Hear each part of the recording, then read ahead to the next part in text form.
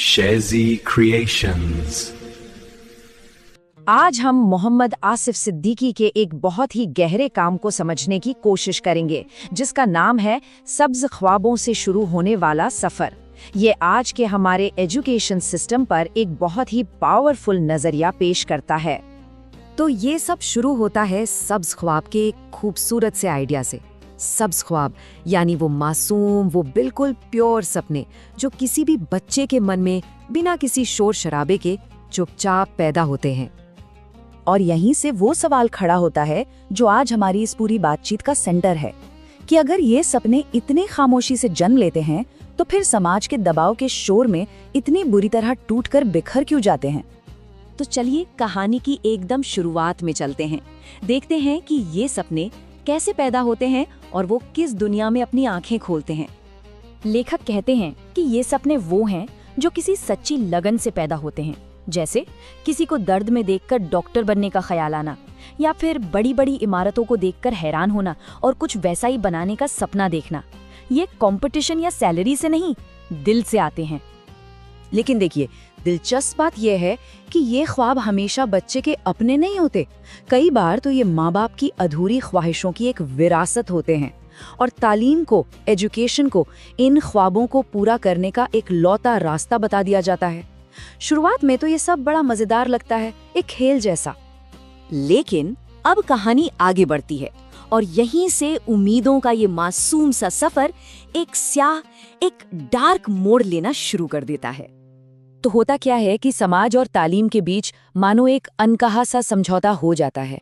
समझौता ये कि एजुकेशन का काम है कामयाब लोग बनाना, और कामयाबी क्या होगी ये समाज तय करेगा।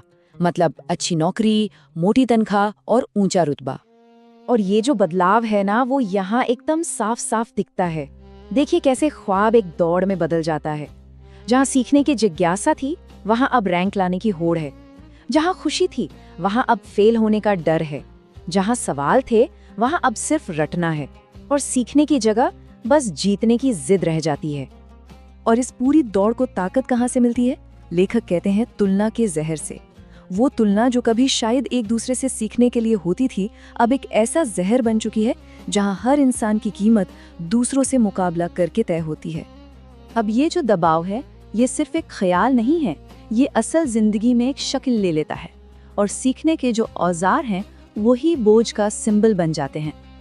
तो वो जो भारी भरकम बस्ता है ना, वो सिर्फ किताबों का बोझ नहीं है, असल में वो एक रूपक है, एक सिंबल है उस ज़हनी बोझ का जिसमें माँ बाप की उम्मीदें हैं, समाज की अपेक्षाएं हैं और पीछे छूट जाने का एक गहरा डर है।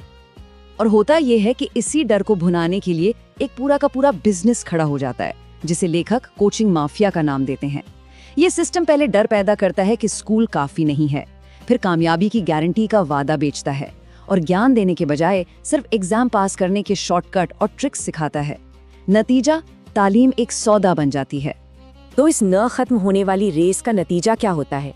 नतीजा होता है एक अंदरूनी जंग, एक ऐसी लड़ाई जो बाहर से किसी को दिखती नहीं, पर अंदर ही अंदर इंसान को तोड़ कर रख देती है।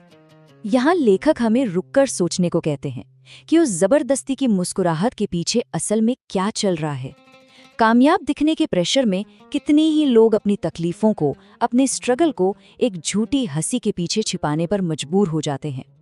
और वो जो लड़ाई है वो इन शक्लों में सामने आती है। खामोश डिप्रेशन, एंग्जाइटी और फेल होने का लगातार डर, हजारों लोगों की भीड़ में भी अकेले महसूस करना, ये सोचना कि मैं काफी अच्छा नहीं हूँ, और अपनी हर कमजोरी को दुनिया से छिपाने का दबाव। लेकिन क्या सब कुछ खत्म हो गया है? कहानी यहाँ हमें मायूस नहीं छोड़ती। एक बहुत जरूरी सवाल उठता है कि इस अंधेरे से क्या कोई वापसी मुमकिन है? क्या वो ख्वाब लौट सकते हैं? तो उम्मीद की किरण कहाँ से आती है? वो आती है कामयाबी की परिभाषा को ही बदल देने से। हमें ये समझना होगा कि कामयाबी का मतलब सिर्फ रैंक और सैलरी नहीं है। कामयाबी का मतलब हुनर भी है, कुछ नया जानने की इच्छा भी है, और सबसे जरूरी हमारी दिमागी और जिस्मानी सेहत भी है। तो मतलब ये है कि उन सब ख्वाबों का मर जाना कोई मजबूरी नहीं है, उन्हें वापस पाया जा सकता है। कैसे? खुद को माफ करके, अपने सफर को अपनाकर, ये समझकर कि फेलियर जिंदगी का एक हिस्सा है, हमारी पहचान नहीं। डिग्री से ज्यादा हुनर और सीखने पर ध्यान देकर, और अगर जरूरत पड़े तो भीड़ से अलग अपना रास्ता बनाने की हिम्मत करके। और आखिर में ये कहानी हमें एक बहुत ही खूबसूरत और गहरी सोच के साथ छोड़ जाती है कि तालीम का, एजुकेशन का असली मकसद हमें उम्मीदों के बोझ तले दबाना नहीं, बल्कि हमें उड़ान भरने के लिए पंख देना होना चाहिए।